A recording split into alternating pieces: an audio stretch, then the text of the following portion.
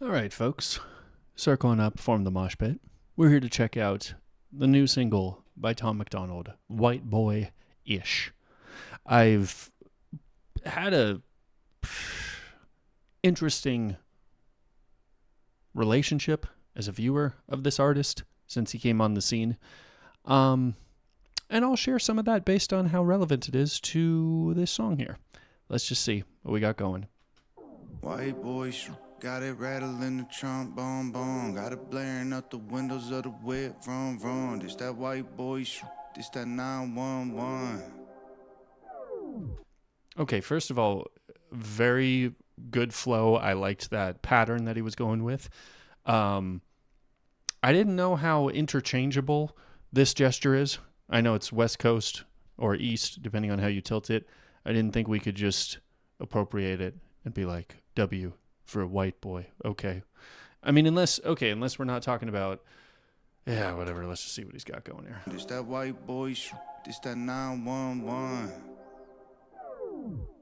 White boy, got it rattling the trombone, boom. Got it blaring out the windows of the whip, vroom, vroom. This that white boy, this that 911. Boom, boom.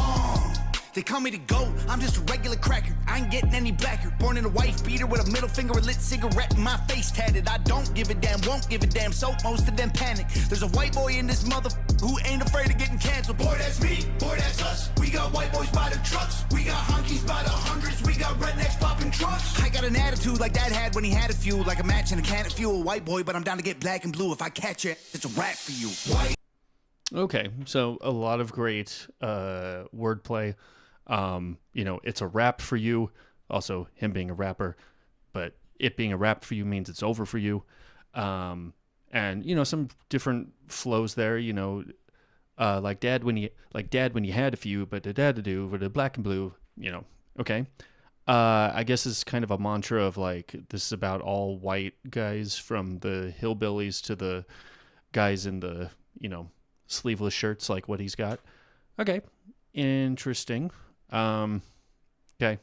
Fuel like a match and a can of fuel. White boy, but I'm down to get black and blue. If I catch it, it's a rap for you. White boy. Oh, yeah, he's saying I'm down to get black and blue, beating up somebody. Got it rattling the trombone, boom. Got it blaring out the windows of the whip, vroom, vroom. This that white boy, this that 911. Boom, boom. They call me the one. I'm just a regular cracker, opposite of Marshall Mathers. I got American flags. I'll never be woke. Opposite of Marshall Mathers. How? I really want to know that. Pretty sure anything he's done, he's talked about politics in his music. He hasn't been woke. Your whole thing is you're never woke. You're never going to get canceled. He doesn't care about getting canceled. He talks about cancel culture. He even went the whole NFT route, which you bought. I'm not seeing the difference here. And he never tried to act black, so as much as people always try and act like he does, which he never does, and he respects hip-hop culture, so how are you not Marshall Mathers? Not to say that's a bad thing. I mean, shoot, dude, there's a lot of weird people out there that think that in order to truly be a good artist, you can't be similar to anybody else or be proud of how you have similarities, right? And I'm not going to get talking about that because nobody really cares to hear another white guy's thoughts on the matter. But I'm just saying, I don't think that's anything to be ashamed of. So I'm curious what's going on here with They call this. me the one. I'm just a regular cracker, opposite of Marshall Mathers. I got American flags. I'll never be woke. I'm happy offending the masses. I don't feel afraid, won't be ashamed, dog. You know I'm a savage. This white boy don't care, bro. I'm trying to get canceled. Boy, that's me. Boy, Yeah, I can see you're trying to do that.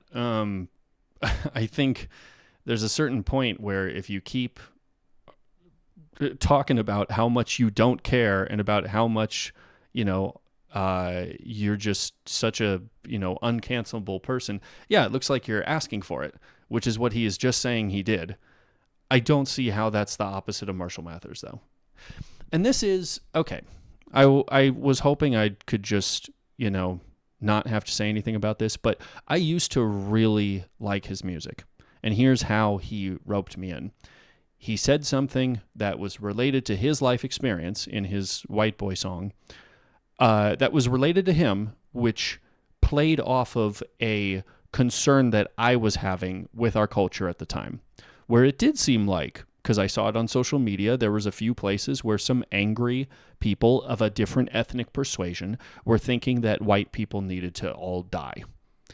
That concerned me a little bit, because in my weakness at that point in time, I wasn't really aware of, some people just blow off steam. Some people do have crazy rhetoric like that, but nothing will probably come of it.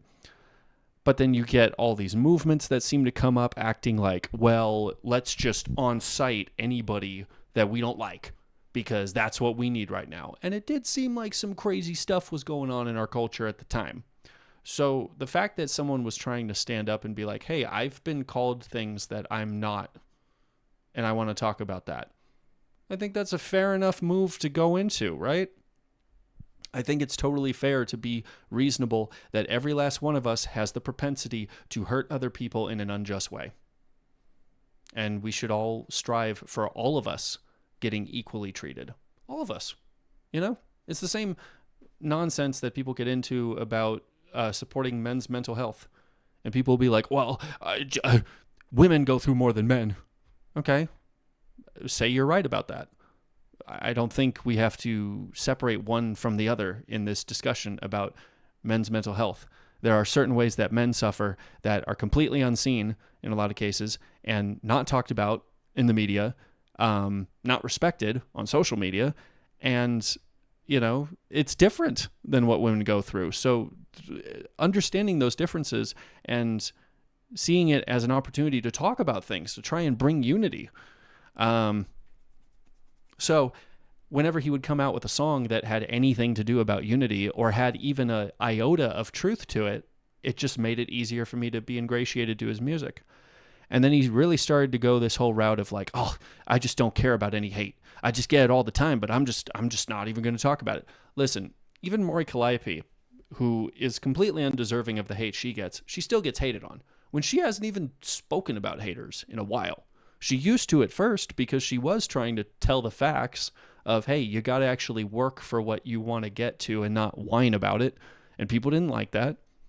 And she just is standing on her own about it, and people still hate her for it when she has done nothing about it. It's like how Marshall Mathers has frequently not responded to any of the hate he's gotten recently.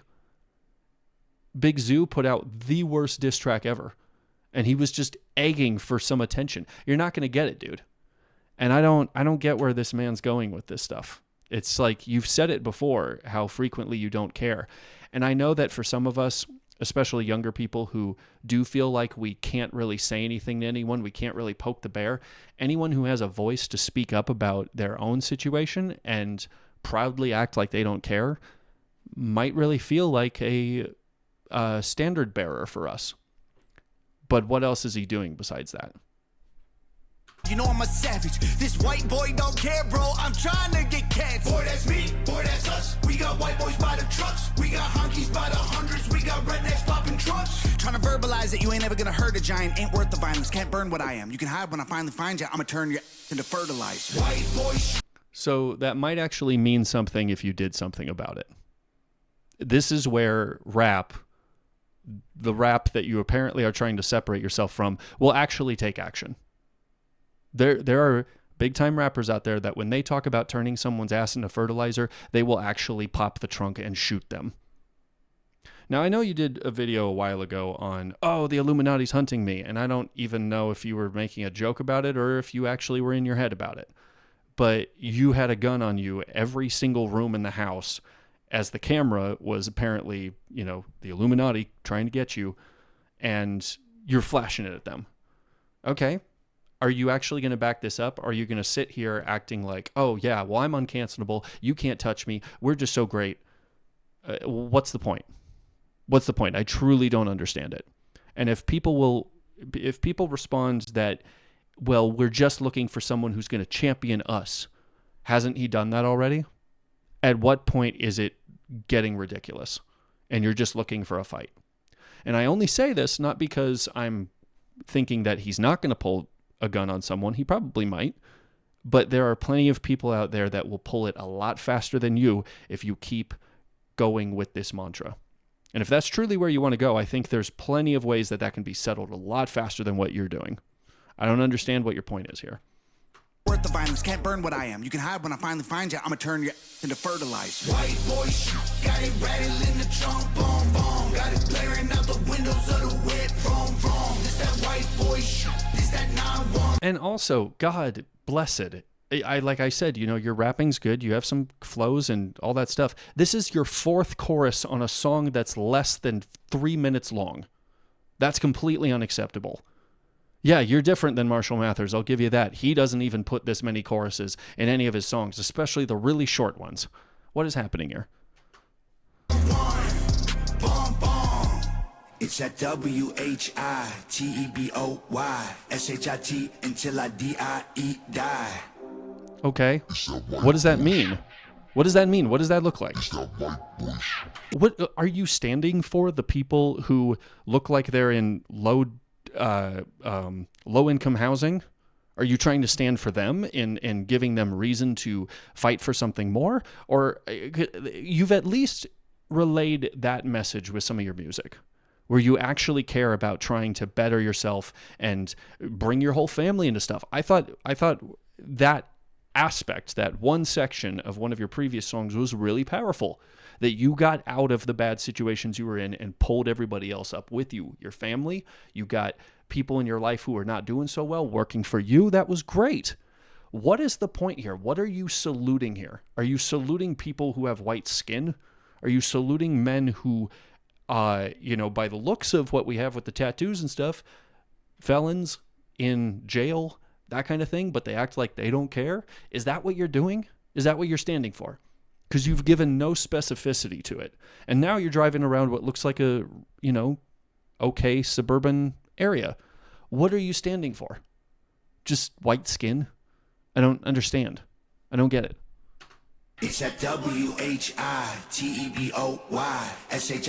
until I DIE die. So this is like a second chorus. This that white boy shit. White boy shit. Got it rattling. Oh my gosh, bro. If you do two more choruses, I'm done. This that white boy shit. This that 911. Bomb bomb.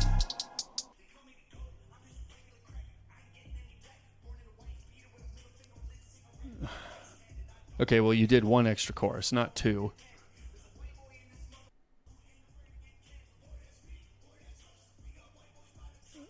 Come on, man. What the heck is this? Like,